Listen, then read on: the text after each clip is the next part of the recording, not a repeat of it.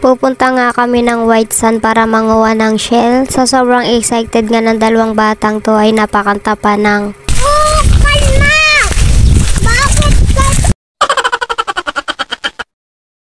sobrang lapit na nga ng White Sand dito sa amin. Dati kasi medyo malayo pa siya. Kaya kapag malaki ang dagat ay mababasa pa ang binti mo bago ka makapunta doon. Ngayon nga ay hindi na. Yakang-yaka na nga pumunta kahit may kasama kang bata.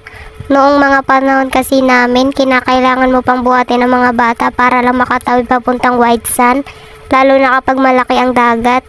Kaya nung mga panahon namin ay talagang hinihintay pa namin ng hibas para lang makatawid papunta doon. Ewan ba ngayon bakit sobrang lapit na ng White Sand sa Black Sand? Noon kasi halos tama din kami pumunta ng White Sand dahil nga kailangan mo pang tumawid sa dagat para lang makarating doon. Kaya nga minsan hanggang sa Black Sand lang kami talaga. Ngayon kasi ay magkadikit na sila kaya di ka na mababasa ng dagat papuntang White Sand.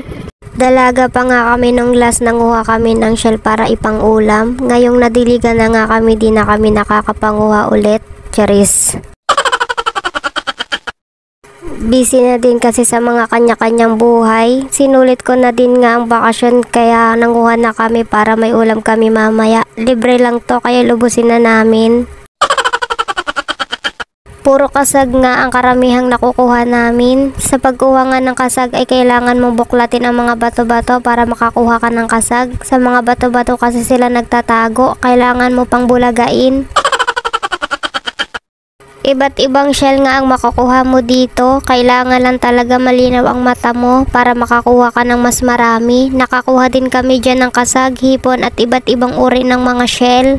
Noon nga ay halos mapuno ang White Sand sa mga tao dahil halos lahat nga ng tao nangunguha ng pangulam nila dito.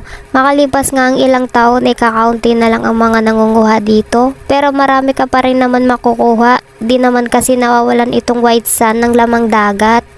Dito kasi sa White Sand, hindi lang basta kuhaan ng pangulam. Marami din pumupunta dito para mag-beach dahil sa kabilang area nga ng White Sand ay may puting buhangin talaga. Doon kasi sa area na yon ay wala masyadong lamang dagat.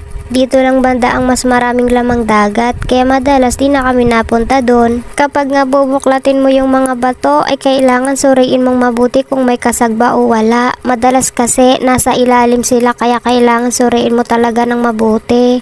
Puro kasag na nga ata yung mga nakuha ko dyan. Yung pa yung hindi ko madalas kinakain. Sunod-sunod nga rin ang mga kasag na nakuha ko. Talaga naman tong mga kasag na to nagpapakita talaga sa akin. Mababait naman pala ang mga kasag kasi hindi na ako pinahirapan pa sa paghahanap sa kanila. Madilim na nga kami nakauwi. Anong oras na din kasi kami pumunta. Siguro sa susunod dapat mas agahan na para mas maraming makuha at baka sa susunod mapuno na namin yung balding dala namin.